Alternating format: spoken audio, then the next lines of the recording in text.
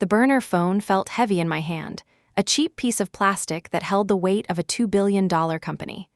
I was sitting in a nondescript coffee shop 3 blocks from my office, the air thick with the smell of roasted beans and steamed milk. At precisely 9 a.m., I typed the final command into an encrypted terminal and hit send. The sequence was away. It slipped through the firewalls of Innovatech Solutions like a ghost, a silent instruction that would awaken a dormant piece of code I had buried in the heart of my creation years ago. My work was done. This morning, I officially resigned from my position as senior data architect, but the automated email wouldn't land in my boss's inbox for another 8 hours. That was more than enough time for the chaos to begin. My name is Raina Howard. For 5 years, I was the chief, and often the only architect of Project Chimera. To the world and to our investors, Chimera is a revolutionary AI platform, a digital nervous system that can predict market trends with terrifying accuracy. To me, it was a cathedral of logic I built from scratch. It wasn't just my job, it was the summation of my intellect, my passion, and countless sleepless nights. And I am not destroying it. What I unleashed this morning wasn't a virus or a bug. It was a truth serum, a feature I named the Cerberus key. It won't cause a spectacular crash. Instead, it will introduce anomalies. Tiny, almost imperceptible data corruptions that will slowly, methodically degrade the system's infallibility. It's a test of integrity, designed to expose a single fundamental lie. That lie has a name, Marcus Sterling. Marcus is my boss, the director of innovation. His perfectly tailored suit and charismatic smile currently grace the cover of Forbes Technology. The headline reads, "The man who taught machines to predict the future." Last quarter, his bonus had 7 figures. He is also a fraud. He has never contributed a single line of functional code to Chimera. He doesn't understand its architecture.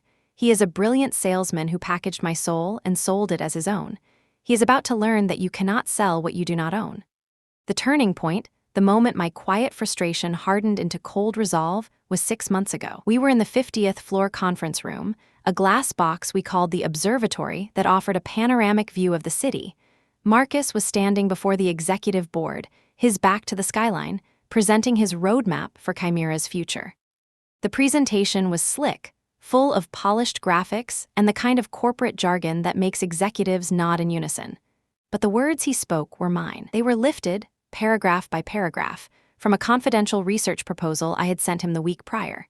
He talked about leveraging quantum modeling and heuristic feedback loops, complex theories I had spent months wrestling into a viable proof of concept. He presented my work not as a team effort, but as a stroke of genius that had come to him one inspired evening. I sat at the table, invisible, my own voice being used to praise a man who was erasing me in real time. That was his method. He was a curator of other people's brilliance. In our one-on-one meetings, he would listen intently, his expression a mask of thoughtful consideration. "It's an interesting approach, Raina," he'd say, "but is it scalable? Let me chew on it." A week later, my interesting approach would appear in a company-wide memo, rebranded as the Sterling Strategy. But the deepest cut, the one that severed my loyalty completely, came 3 months ago. A critical vulnerability manifested in Chimera's core at 2 a.m. on a Saturday. It was a subtle flaw in the data-weighting algorithm that threatened to retroactively corrupt years of our stored data, rendering it useless. It was a doomsday scenario. I called Marcus. His phone went to voicemail, his out-of-office message cheerfully announcing he was unplugging for a weekend in Napa. I spent the next 36 hours in the cold, humming server room, surrounded by the acrid smell of burnt coffee and my own mounting panic. I didn't sleep. I barely ate. I lived inside the code, tracing a single thread of faulty logic through a million lines of data. I found it. I patched it. I spent another 10 hours running diagnostics to ensure the fix was absolute. The system was saved. On Monday afternoon, an email from the CEO landed in every inbox in the division. It read, "I want to extend a huge thank you to Marcus for his tireless leadership and dedication over the weekend in resolving the critical Chimera incident. He went above and beyond, working around the clock to safeguard our company's most valuable asset. This is the kind of ownership that defines Innovatech." I stared at the screen, my hands still trembling from caffeine and exhaustion. He had taken credit for saving the very thing he had abandoned. That was when I started building my exit strategy. My proof, the original commit logs, the version histories with my time-stamped annotations, the architectural diagrams I had sketched in notebooks he never knew existed, was all backed up on a secure, air-gapped server. I could have gone to HR. I could have presented my case to the board. But that would have been messy. It would have become a he said, she said political battle, and Marcus, with his corporate polish and network of allies, would have painted me as a disgruntled, jealous subordinate. He would have won. So I chose a different battlefield. Not the boardroom, but the code itself. In 1 week, the leadership team from OmniCorp arrives for the final stage of their due diligence. They are set to acquire Innovatech for $2 billion. The entire valuation, the entire deal, hinges on the flawless, predictive power of Project Chimera. Marcus is the face of the project. He will be the one leading the technical deep dive. He will be the one answering their questions. And he is about to walk into an examination on a subject he has never studied. The Cerberus key is not a blunt instrument. It's a scalpel. The errors will start small enough to be dismissed as statistical noise. Financial projections will be off by 0.1%. Risk assessments will contain slight illogical biases. It's a puzzle only the true architect could solve. Right now, I can picture the scene. Emergency alerts are flashing across the monitors on the engineering floor. Marcus is striding through the chaos, his expression a perfect blend of concern and command. He's establishing a war room, handpicking his best engineers, deliberately excluding me to maintain his narrative of control. They are hunting for a ghost, a flaw in a system they believe is perfect. They have no idea the system is performing exactly as I designed it to. They are trying to fix a machine that isn't broken. They are part of the test. And the man in charge is the primary subject. For the first 24 hours, I watched from a distance. Marcus, true to form, established a war room in the main observatory, the same room where he had stolen my voice 6 months prior. He covered the glass walls in whiteboards, scribbling complex diagrams that were technically accurate but contextually meaningless. He was performing competence, a frantic stage play for the benefit of the executives who periodically peered in with worried expressions. I wasn't invited into the room, but I didn't need to be. I was still on the company's internal Slack, and the frantic, desperate messages from the task force told me everything I needed to know. The anomalies were spreading. Financial forecasts were now off by a full percentage point. Our flagship risk analysis module was flagging secure investments as high risk. The digital cancer was metastasizing, and Marcus's remedies were having no effect. His first move was to blame the most convenient scapegoat, the infrastructure team. He claimed a recent server migration must have caused a data sync issue, a plausible and technically dense explanation that was just convincing enough to buy him time. He dispatched his engineers on a wild goose chase, ordering them to roll back updates and comb through terabytes of server logs, searching for a phantom error. Among the engineers trapped in that glass box was Simon Gray. Simon was young, brilliant, and one of the few people in the company whose intellect I genuinely respected. He was a true believer. He had joined Innovatech straight out of his PhD program, drawn by the public narrative of Marcus Sterling, the visionary innovator. He saw Marcus as a mentor. In those first hours, Simon worked with a fierce loyalty, trying to prove his boss's theory correct. But the data wasn't cooperating. There was no evidence of a server-side failure. The system logs were clean. The problem, he began to suspect, was somewhere deeper. On the morning of the second day, my phone buzzed. It was Marcus. "Raina," he said, his voice strained with false cordiality. "Can you come up to the observatory? I want to pick your brain." The room was a mess of empty coffee cups and discarded energy bar wrappers. The mood was grim. Marcus pulled me aside, away from the prying eyes of the team. "You know Chimera's soul better than anyone," he began, his eyes scanning my face for any hint of guilt or knowledge. "What am I missing?" This was his trap. He was fishing for a solution he could claim as his own, and if it failed, he could blame me for providing bad information. I let the silence hang for a moment before I offered him the bait. "It could be a desynchronization issue in the tertiary data streams," I said, my voice neutral. "The algorithm uses a cascading logic model. If the initial data ingestion from the server migration was even microscopically flawed, the errors would amplify with each analytical cycle." It was the perfect misdirection. It sounded complex and plausible, validating his initial server theory while sending him down an even deeper, more complex rabbit hole. It was a problem that could take weeks to untangle, and he didn't have weeks. He had days. His eyes lit up with a flicker of hope. "Exactly," he said, a little too quickly. "That's exactly what I was starting to suspect. The tertiary streams." He turned to the room and clapped his hands together. "All right, team, new directive. I want a full diagnostic on the tertiary logic cascades." Raina had a similar thought. He had already downgraded my insight to a similar thought, a footnote in the story of his own brilliance. But as the day wore on, Simon Gray's quiet skepticism grew. He saw the data wasn't aligning with the new theory either. He also saw something else. While Marcus was delivering a passionate speech to the team about all hands on deck and corporate family, he had quietly tasked an IT security specialist with pulling my network access logs and email history for the past month. He wasn't just trying to fix the problem anymore. He was actively building a case against me. The true breaking point for Simon came that evening. Marcus, his face pale with stress, pulled him into his office. He needed the board to believe they had a handle on the situation. He instructed Simon to clean up the logs. He wanted him to manually insert error flags into the server migration records, creating a digital breadcrumb trail that would posthumously justify his flawed theory. "We're not changing the outcomes, Simon," Marcus had said, his voice a low, conspiratorial whisper. "We're just making the data tell a clearer story. It's about narrative management." It was a command to falsify evidence, an order to commit a profound act of professional malpractice. Simon was shaken. His mentor, the visionary leader, was a common liar. His disillusionment was cemented an hour later when he walked past Marcus's office and heard him on the phone. Marcus wasn't talking to an engineer, he was shouting at his lawyer. "I don't give a damn about the quarterly projections," he hissed. "My personal exit package is tied to this acquisition closing before the end of the fiscal year. The contract is ironclad. If this deal collapses, I lose everything." It wasn't about the company. It wasn't about the technology. It was about his bonus. Simon tried one last time to appeal to reason. He approached Marcus with a clear, concise report showing that the anomalies were originating from within Chimera's core logic, not from any external server. Marcus barely glanced at it. "This is not helpful, Simon," he said, his voice cold. "Your job is to validate the strategy, not question it. Get it done." That was the moment the ally I didn't know I had was truly born. Simon didn't get it done.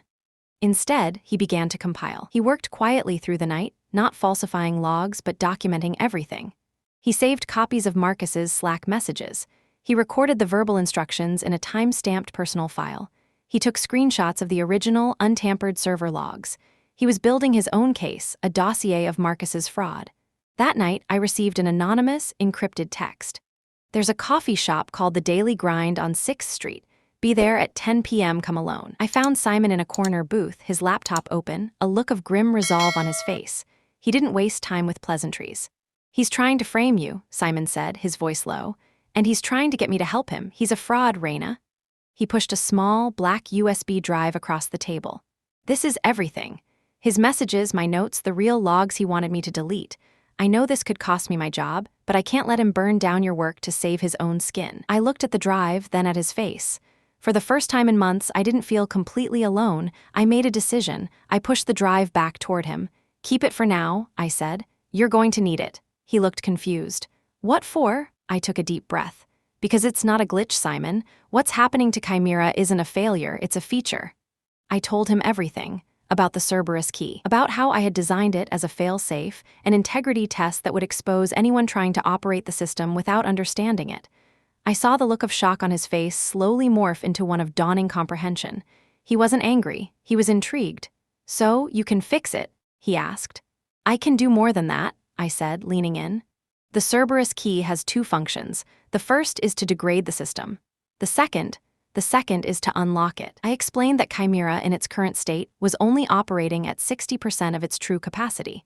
I had built a hidden, advanced version, Project Chimera 2, with capabilities Marcus couldn't even imagine. It was faster, more powerful, and more accurate by an order of magnitude. The key was the only thing that could activate it. A slow smile spread across Simon's face. He finally understood the game. "The OmniCorp meeting is in 3 days," I said, my voice steady. "Marcus is going to stand up there and try to sell them a flickering candle. We're going to wait for the perfect moment, and then we're going to show them what it feels like to stand in the full blaze of the sun." Our alliance was forged. The test was over. The counteroffensive was about to begin. The day of the OmniCorp meeting arrived with a cold, gray dawn that mirrored the mood inside Innovatech. The air on the 50th floor was thick with a tension so palpable you could taste it. Marcus had failed. Chimera was still degrading, the anomalies now so pronounced that the platform was practically unusable. His last gambit was to take the system offline for emergency maintenance, hoping to hide the full extent of the damage from the acquisition team. He was walking into the most important meeting of his career, armed with nothing but a PowerPoint presentation and a series of well-rehearsed lies. The OmniCorp executives were led by a woman named Catherine Hale. She was their chief technology officer, a legendary figure in the industry known for her razor-sharp intellect and her absolute intolerance for incompetence. She sat at the head of the massive oak table, her expression unreadable, flanked by a team of stone-faced engineers and lawyers. Marcus began his presentation, his voice a smooth, confident baritone that betrayed none of the panic simmering beneath the surface. He moved through his slides, talking about synergy and forward-thinking paradigms. It was a masterclass in corporate theater. And then he arrived at the live demo slide. "Unfortunately," he said with a practiced sigh, "we had to take the system offline for a scheduled, high-level security upgrade, so I'll be walking you through a simulation of its capabilities." Catherine Hale held up a hand, and Marcus's monologue came to an abrupt halt. "That won't be necessary, Mr. Sterling," she said, her voice cutting through the room. "We're not here to buy a simulation. We're here to see the engine." The silence was deafening. Marcus's smile faltered. He was cornered. Just then, the frosted glass doors of the observatory slid open. Simon and I walked in. Every head in the room turned. Marcus stared at us, his face a mask of fury and confusion. I ignored him and walked to the secondary terminal at the side of the room. Simon calmly took a seat at the main conference table, opened his laptop, and connected to the room's projector. "What is the meaning of this?" Marcus sputtered. "Ms. Hale," I said, my voice clear and steady, my fingers flying across the keyboard. "You wanted to see the engine. I'm about to give you a look under the hood." The massive screen behind Marcus, which had been displaying the Innovatech logo, flickered and changed. A simple, black command line interface appeared. I typed a single string of characters: execute, Cerberus key unlock. A new line of text appeared on the screen, green and glowing: Cerberus protocol, diagnostic mode DEACTIVATED. Chimera 2 engaged. The interface vanished, replaced by a stunningly complex three-dimensional data visualization. It was Chimera, but not as anyone in that room had ever seen it. It was alive. Data flowed across the screen in vibrant, pulsating streams. The system wasn't just online. It was more powerful and responsive than ever before. A collective gasp went through the room. Catherine Hale leaned forward, her eyes wide with genuine astonishment. What is this?" "This," I said, turning to face her, "is Project Chimera as it was always meant to be. The issues of the past 72 hours were not a system failure. They were a diagnostic designed to test the integrity of the leadership in charge of it."